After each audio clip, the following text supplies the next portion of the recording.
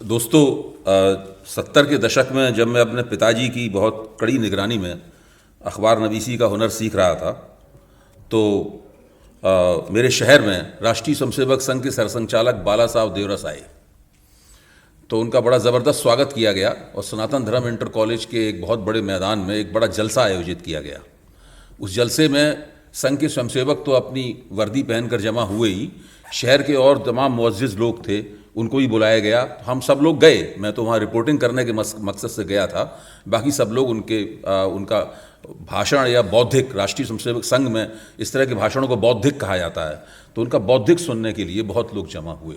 तो उस बौद्धिक में मैंने पहली बार संघ के सरसंघ चालक को ये बोलते हुए सुना कि हिंदुस्तान में रहने वाले सभी धर्मों के लोग दरअसल हिंदू ही हैं, केवल उनकी पूजा पद्धतियाँ अलग अलग हैं। उन्होंने मुसलमानों के बारे में ये कहा कि मुसलमान अलग पूजा पद्धति के हिंदू हैं, उन्हें मोहम्मदिया हिंदू कहा जा सकता है। ये बाला साहब देवरस का कहना था। और बाला साहब देवरस की ये जो थीसिस थी, ये थीसिस केवल उन्हीं तक सीमित नहीं रही, ये हिंदी पत्रकारिता में भी आई। और बाद में आदरणीय प्रभाष जोशी ने, इनके नेतृत्व में मैंने जनसत्ता में कई साल तक काम किया। उन्होंने जब हिंदू होने का धर्म नामक अपनी किताब लिखी, तो उस किताब में उन्होंने लिखा कि मुसलमान मोहम्मदिया हिंदू होते।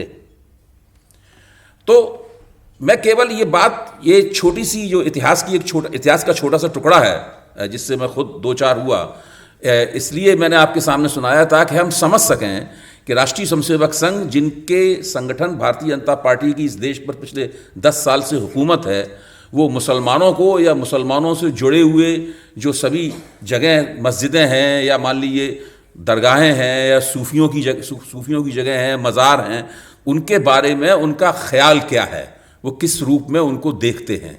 तो बाला साहब देवरस के ही कार्यकाल में संघ में एक प्रस्ताव आया। बाला साहब देवरस चाहते थे कि संघ की शाखाओं में मुसलमानों को भी शामिल किया जाए, मुसलमानों को भी स्वयंसेवक बनाया जाए। तो उन्होंने बाकायदा राष्ट्रीय स्वयंसेवक संघ की अखिल भारतीय प्रतिनिधि सभा में ये प्रस्ताव रखा।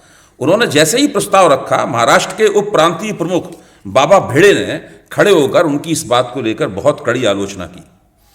उसके बाद में विश्व हिंदू परिषद के नेता केवी लिमय ने एक लंबा पत्र लिखा जो ऐसे किसी भी कोशिश के खिलाफ था और उसको कहता था कि नहीं, ये संघ में इसकी इजाज़त किसी कीमत पे नहीं दी जा सकती। उसके बाद संघ का जो केंद्रीय कार्यकारी मंडल था, उसके कई लोग इस पूरे प्रस्ताव के खिलाफ खड़े हो गए। जब बाला साहब देवरस ने देखा कि ये तो बहुत गड़बड़ हो जाएगा और हमारी लीडरशिप के ऊपर ही पूरा सवालिया निशान लग जाएगा, तो उन्होंने संघ में मुसलमानों को लाने का प्रस्ताव वापस ले लिया। मैं आपके सामने कहना ये चाहता हूं कि ये जो माहौल है इस वक्त इस देश में, उसमें जब भी ये बात होती है कि मुसलमानों को किस तरह से राष्ट्रीय जीवन की मुख्य धारा में लाया जाए, मुख्य धारा में मुसलमानों को लाया जाए, तो उसके पीछे मंशा कुछ और ही होती है।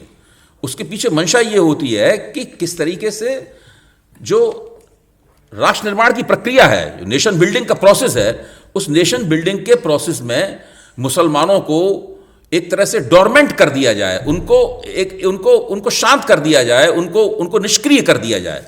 वो एक कोने में रहें, नौकरियां करें, छोटा मोटा बिजनेस भी करें, कॉलेजों में भी पढ़ें, डिग्रियां भी हासिल करें, लेकिन जो नेशन बिल्डिंग का प्रोसेस है, जो राष्ट्र निर्माण की प्रक्रिया है, उस प्रक्रिया में उनकी पहलकदमी कोई ना हो।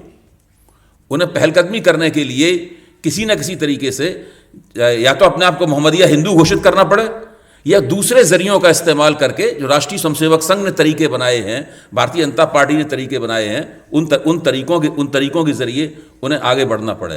तो आज जो बातें कही जाती हैं कि वो अजमेर की दरगाह के ऊपर उनकी दावेदारी है, या कभी बाबरी मस्जिद पर दावेदारी थी, कभी उनकी काशी विश्वनाथ वाला मसला है, कभी मथुरा का मसला है, तो ये तमाम मसले, इन सब की जड़ में ये इतिहास है। हम जब इस इतिहास को ध्यान में रखेंगे तो हमारी समझ में आ जाएगा कि ये सब क्यों हो रहा है। साथ ही यहाँ पे जो कुछ कह रहे हैं, मैं उससे 100% इत्तेफाक रखता हूँ और उनकी इन बातों में मैं भी बहुत सी बातें जोड़ सकता हूँ, लेकिन जो दिक्कत है वो किसी और डोमेन में है। इस डोमेन में तो कोई दिक्कत है ही नहीं। जो सिंक्रेटिज्म है, यानी जो सामासिकता है, उसका एक सोशल फॉर्म होता है, एक सामाजिक रूप उसका होता है, एक उसका सांस्कृतिक रूप भी होता है। एक उसका धार्मिक या मजहबी रूप भी होता है, और हम सब लोग उन रूपों को जानते हैं और उसी में जिंदा रहते हैं। हम सब लोग, यहां बैठे हुए सब लोग और जो बाहर हैं वो भी सब उसमें जिंदा रहते हैं। लेकिन जब मॉडर्न स्टेट, आधुनिक राज्य की समस्या आती है और उस आधुनिक राज्य पे कब्जा किसका होगा, तब फिर चीजें इतनी मासूम नहीं रह जाती जितनी मासूमियत के साथ यहां पर सिंक्रेटिज्म का वर्णन किया जा रहा है। तब इतनी चीज, हर मॉडर्न डेमोक्रेसी में, हर आधुनिक लोकतंत्र में एक मेजोरिटेरियन इंपल्स होता है। हिंदुस्तान की नहीं, दुनिया की हर डेमोक्रेसी में, हर लोकतंत्र में एक बहुसंख्यकवादी आवेग होता है। यह उस लोकतंत्र के नेताओं की जिम्मेदारी होती है कि वो उस आवेग को मैलिग्नेंट न बनने दें, उसको बिनायन बनाए रखें, उसको सौम्य बनाए रखें, उसको दुष्ट न बनने दें।